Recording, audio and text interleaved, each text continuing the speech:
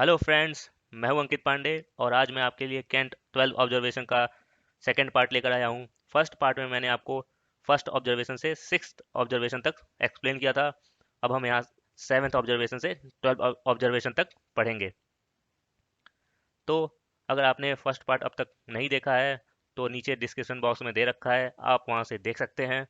तो आइए शुरू करते हैं नेक्स्ट पार्ट सेवेंथ ऑब्जर्वेशन से। तो फ्रेंड्स, सेवेंथ ऑब्जर्वेशन है a full time aversion of the symptoms yet no special relief of the patient. इसका क्या मतलब हुआ? इसका ये मतलब हुआ कि पेशेंट को सिम्टम्स में तो आराम मिल गया, बट उसे कोई स्पेशल रिलीफ मतलब परमानेंट रिलीफ या परमानेंट क्योर नहीं हुआ। ऐसा क्यों? अब इसको एक एग्जांपल से समझेंगे। जैसे कि किसी पेशेंट में फाइब्रोसिस ऑफ लंग्स है, तो उसके लंग्स के जितने भी पार्ट में फाइब्रोसिस हुआ है वो पूरी तरह से डैमेज हो चुका है। ठीक है, बट बाकी जितना पार्ट बचा है जहां पर फाइब्रोसिस नहीं हुआ है, आप उसी के सिम्टम्स को ठीक कर सकते हैं। जहां फाइब्रोसिस हुआ है उसे ठीक नहीं कर सकते। अब इसको दूसरे एग्जांपल से भी समझेंगे कि अगर किसी पेशेंट के पास सिर्फ एक ही किडनी है, तो आप किसी भी होम्योपैथी मेडिसिन के द्वारा उसे दो किडनी जितना रिलीफ नहीं दे पाएंगे। सिर्फ एक ही किडनी जितना आप रिलीफ दे सकते हैं, मतलब उतना ही सिम्टम्स आप ठीक कर सकते हैं। ओके, अब इन्फ्लुएंस पे आएंगे। प्रेजेंस ऑफ लेटेंट कंडीशन और latent existing organic conditions which prevent improvement beyond a certain stage. मतलब जो इम्प्रूवमेंट हुआ है वो एक सर्टेन स्टेज तक ही लिमिट है, मतलब एक सर्टेन स्टेज तक ही हुआ। ठीक है, the remedy act favourably but the patient is not cured and can never be cured. The patient is palliated in this instant. मतलब जो आपने रेमडी दी है वो उसके लिए फेवरेबल तो है, बट उसे पूरी तरह से क्योर नहीं कर सकता, बस उसके सिम्टम्स ठीक कर सकता है।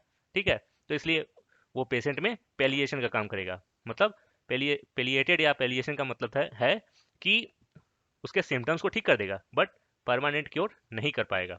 तो ऐसे में जो प्रोग्नोसिस मिलेगी वो कैसी होगी? बैड।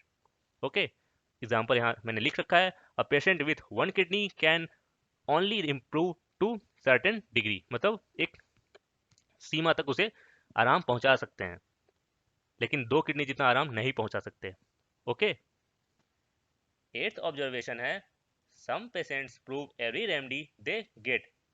इसका मतलब ये है कि कुछ ऐसे पेशेंट होते हैं जिन पर सभी रेमेडी अपना इफेक्ट देती है। तो ऐसे पेशेंट को हमारी बुक ऑर्गन ऑफ मेडिसिन में इडियोसिन क्रेसी कहा गया है, या इन्हें ओवर सेंसिटिव पेशेंट या फिर हाइपर सेंसिटिव पेशेंट भी कहा जाता है। ठीक है, the patient is said to have an idiosyncrasy to everything. Okay, these oversensitive patient are often incurable. मतलब ऐसे पेशेंट इनक्योरेबल होते हैं, तो ऐसे में जो प्रोग्नोसिस होती है वो हमेशा बैड होती है। ठीक है, लेसन इसमें क्या सीखने को मिलता है कि हमेशा लो पोटेंसी ही यूज करनी चाहिए। जैसे use 30 and 200 potency to cure their acute disease and use 30, 200 and 500 potency to relieve their chronic disease. मतलब इनमें हमेशा लो पोटेंसी ही यूज करनी चाहिए। अगर इन्हें हम हाई पोटेंसी देते हैं तो उसके लिए ये हाइपर सेंसिटिव हैं, मतलब वो पोटेंसी इनमें कुछ प्रॉब्लम भी कॉज कर सकती है। ठीक है, नाइन्थ ऑब्जर्वेशन है the action of the medicine upon प्रूवर्स। मतलब किसी एक मेडिसिन की जब प्रूविंग की जाती है तो वो किसी एक पर्सन पर नहीं की जाती है, बल्कि कई सारे पर्सन पर की जाती है। ऐसा क्यों किया जाता है? ऐसा इसलिए किया जाता है क्योंकि कोई एक पर्सन उस मेडिसिन के सारे सिम्टम्स नहीं दे सकता, इसलिए कई सारे प्रूवर्स पर प्रूविंग की जाती है। इन्फ्लुएंस में देखेंगे healthy provers are always benefit by proving if they are properly conducted.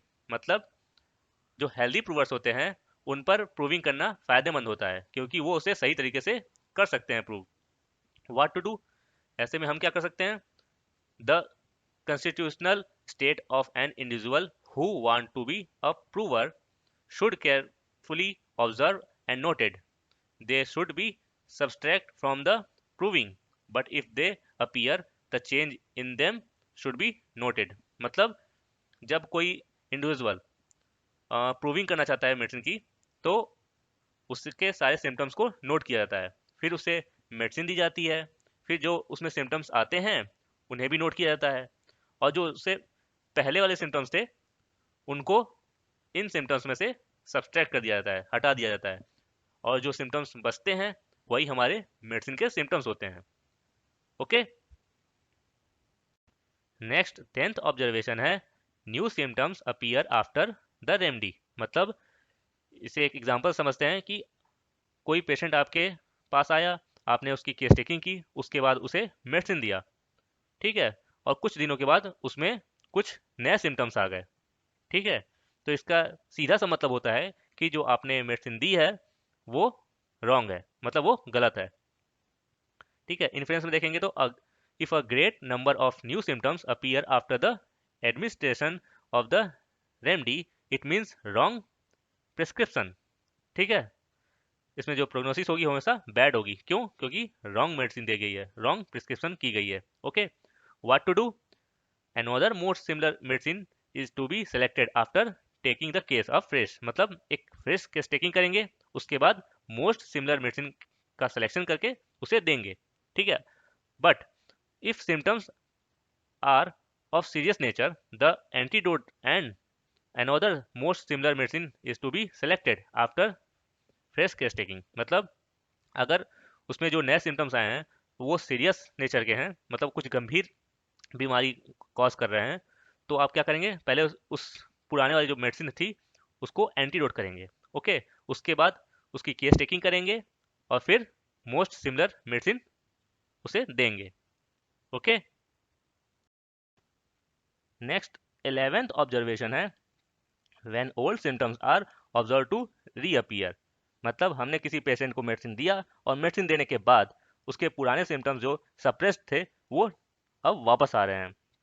मतलब ये यहाँ पर हेयरिंग्स लॉ ऑफ क्योर को फॉलो करता है। हेयरिंग्स लॉ ऑफ क्योर क्या है इसके बारे में मैं आपको पहले ही बता चुका हूँ, और उसका लिंक नीचे डिस्क्रिप्शन बॉक्स में दिया भी हुआ है, आप वहां से भी देख सकते हैं। तो अब इस ऑब्जर्वेशन को समझने के लिए हम एक एग्जाम्पल को लेते हैं। जैसे किसी पेशेंट में पहले स्किन डिजीज हुई, ठीक है, फिर उसने कोई क्रीम या एलोपैथी ट्रीटमेंट के द्वारा स्किन डिजीज को सप्रेस कर लिया, जिसकी वजह से अस्थमा डेवलप हुआ उसमें। अब वो पेशेंट आपके पास अस्थमा के सिम्टम्स लेकर आता है और आपने मेडिसिन दिया, उसकी वजह से अस्थमा के जो सिम्टम्स थे वो तो ठीक हो गए, बट स्किन डिजीज के जो सिम्टम्स सप्रेस थे वो वापस आ रहे हैं। तो इसका मतलब ये है कि ये हेयरिंग्स लॉ ऑफ क्योर को फॉलो करता है और आपकी जो मेडिसिन है वो करेक्ट है, और जो डिजीज है वो क्यूरेबल है, मतलब हमारा पेशेंट क्योर की ओर जा रहा है। Symptoms are disappearing in reverse order of their appearance. ये हेयरिंग्स लॉ ऑफ क्योर है कि जो सिम्टम्स पहले आते हैं वो बाद में ठीक होते हैं, और जो सिम्टम्स बाद में आते हैं वो सबसे पहले ठीक होते हैं।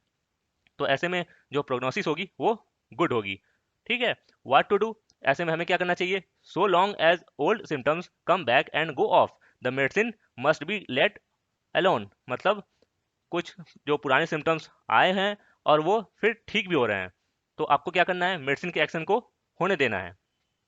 If the old symptoms come back to stay then a repetition of the dose is necessary. मतलब कि अगर पुराने सिम्टम्स वापस आए बट वो रुक गए हैं, वो ठीक नहीं हो रहे हैं, तो आपको मेडिसिन की जो आपने मेडिसिन दिया था उसको रिपीट करने की जरूरत है। Okay friends, next last observation है 12th observation symptoms take the wrong direction. मतलब सिम्टम्स गलत डायरेक्शन में जा रहे हैं, इसका पता हमें कैसे चलेगा? इसका पता लगाने के लिए हमें हेयरिंग्स लॉ ऑफ क्योर को फॉलो करना पड़ेगा, जो कि क्या है?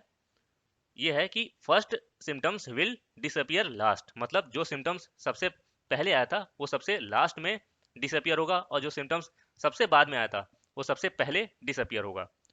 एक एग्जांपल से इसको समझते हैं। जैसे कि एक पेशेंट है, उसको पहले रूमेटिज्म हुआ, ठीक है, फिर वो रूमेटिज्म डिसअपियर हुआ और उसकी वजह से उसमें कार्डियक डिजीज हुआ। तो जब आप उसको मेडिसिन देंगे तो सबसे पहले कार्डियक डिजीज ठीक होगा, उसके बाद रूमेटिज्म फिर से अपीयर होगा, रीअपियर, उसके बाद वो क्योर होगा, ठीक है। तो अगर ऐसा नहीं होता है तो आपकी मेडिसिन गलत है, ठीक है। तो इन्फ्लुएंस में देखेंगे अगर सिम्टम्स गलत डायरेक्शन में जा रहे हैं तो medicine given is wrong, okay, जो प्रोग्नोसिस होगी वो बैड होगी। तो ऐसे में आपको क्या करना है? What to do? Antidote the medicine. आपको अपनी मेडिसिन को एंटीडोट करनी है। A most similar medicine is to be applied. मतलब एक मोस्ट सिमिलर मेडिसिन को सेलेक्ट करके उसे पेशेंट को देना है, ओके। तो फ्रेंड्स ये था हमारा टॉपिक कैंट 12 ऑब्जर्वेशन ऐसे ही और इंपॉर्टेंट टॉपिक्स देखने के लिए आप मेरे चैनल को सब्सक्राइब कीजिए, इस वीडियो को लाइक कीजिए और कमेंट बॉक्स में बताएं कि ये वीडियो आपको कैसा लगा। Thank you for watching video. Please subscribe for more interesting videos.